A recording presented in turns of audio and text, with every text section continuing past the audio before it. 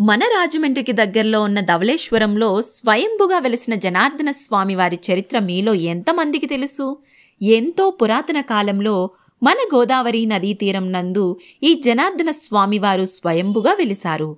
అయితే చాళుక్యుల కాలంలో ఈ స్వామివారి ఆలయాన్ని నిర్మించినట్లు మనకు శాసనాలు చెబుతున్నాయి. ఈ జనార్దన స్వామి మనకి శ్రీదేవి భూదేవి సమేతంగా దర్శనమిస్తారు. క్షేత్ర పురాణాల ప్రకారం నారద మహర్షి స్వయంగా కాశీ నుండి గంగాజలాన్ని తెచ్చి స్వామివారికి నిత్య కైంకర్యాలు చేసేవారు. కానీ కలియుగంలో ఇది సాధ్యం కాదని గ్రహించి గౌతముని ద్వారా గోదావరిని జన్మించేలా చేశారు. గోదావరి జనార్దన స్వామివారి కోసమే పుట్టిందని పురాణాలు చెబుతున్నాయి. అదే కొండపైన గుహలో సంతాన గోపాల స్వామి కూడా వెలిశారు. సంతానం లేని వారికి ఈ స్వామివారిని కొలిస్తే సంతానం కలుగుతుందని భక్తుల యొక్క నమ్మకం.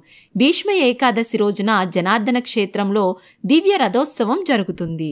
కార్తీక మాసం, ధనుర్మాసాల్లో ప్రత్యేక పూజలు, వ్రతాలు నిర్వహిస్తారు.